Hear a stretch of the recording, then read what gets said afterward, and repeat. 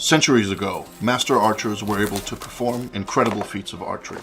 These skills have long since been forgotten, but the Danish archer Lars Andersen is trying to reinvent what has been lost. He uses forgotten historical methods and holds all his arrows in the same hand he shoots with. Once, this technique was widespread, and Assyrian artwork shows that the method is at least 5,000 years old. Arab Archery, the most extensive historical book ever made about archery, states, "This is the best type of shooting, and there's nothing beyond it in power or accuracy." Using this technique, Lars has set several speed shooting records and shoots more than twice as fast as his closest competitors. And being able to shoot fast is just one of the benefits of the method. But the big question is, why has it been forgotten today? About 10 years ago, Lars started using a bow. The arrows he carried in a quiver on his back. Surprisingly, the quiver turned out to be useless when it came to moving fast. The back quiver is a Hollywood myth and was not common in the past, but it is still spread all over the world. Why? Because modern archers do not move. They stand still, firing at a target board, something that was unknown in the past. These archers also started placing the arrow on the left side of the bow, just as archers do in movies. This is probably due to the fact that aiming at a stationary two-dimensional target makes you aim with one eye instead of two. This one-eyed aiming also led to bows with front sights and other technical gadgets, but that's another story. However, placing the arrow left around the bow is not good while you're in motion. By placing the arrow on the left side, your hand is on the wrong side of the string, so you need several movements before you can actually shoot. From studying old pictures of archers, Lars discovered that some historical archers held their arrows on the right side of the bow. This means that the arrow can be drawn and fired in one single motion, which is both faster and better. And this was not the only problem with archery today. Lars realized that what we thought was historical archery only works well for modern target archery and Hollywood films. If he wanted to learn to shoot like the master archers of old, he would have to unlearn what he had learned and start reading historical manuscripts instead. He would have to find his way back to a time when archery was simpler and more natural, exactly like throwing a ball. In essence, making archery as simple as possible. It is harder to learn how to shoot this way, but it gives more options, and ultimately, it's also more fun.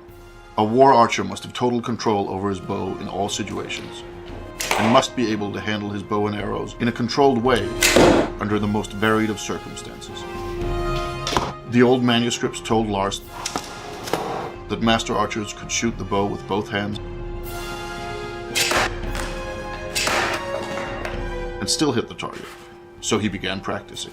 It is also described that an archer in motion must be able to hit a blade so that the arrow splits in two parts, like this.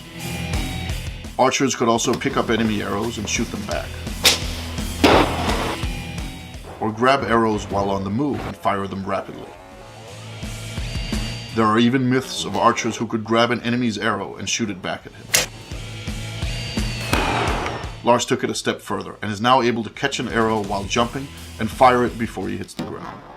Perhaps most importantly, modern slow archery has led people to believe that war archers only shot at long distances. However, Lars found that they could shoot at any distance, even up close. This does require the ability to fire fast, though. In the beginning, archers probably drew arrows from quivers or belts, but since then, they started holding the arrows in the bow hand, and later in the draw hand. Taking it to this third level, that of holding arrows in the draw hand, requires immense practice and skill, and only professional archers, hunters, and so on would have had the time for it. When guns started replacing bows, this technique was forgotten, and the only reason Lars is able to do it is because he spent years practicing intensely.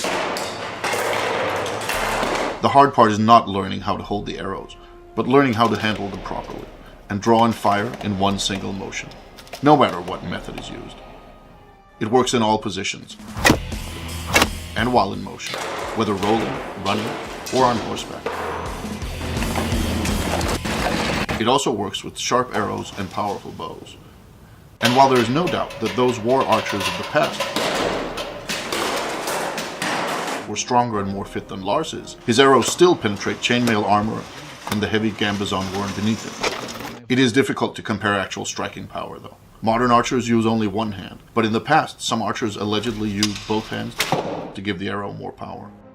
Old manuscripts tell us that it was common to hold 3 arrows in the draw hand at once, while keeping more in a belt quiver. We know that some archers held more, and in a way, the bow was the ultimate weapon. Who can escape 10 arrows fired quickly after another? From old texts, we know that Saracen archers were expected to be able to fire 3 arrows in 1.5 seconds, and very skilled archers were even faster. Lars has managed to shoot 3 arrows in 0.6 seconds, but while speed is important, hitting the target is essential. To test accuracy and speed at the same time, Lars set up an experiment where he shot incoming arrows with arrows of his own. But he took it one step further. In the 1938 movie, The Adventures of Robin Hood, Robin Hood splits an arrow down the middle. Some consider this the ultimate archery trick. They're wrong. No! The ultimate archery trick is splitting an incoming arrow in 2 with one of your own. We do not recommend you trying this at home. Thank you for watching.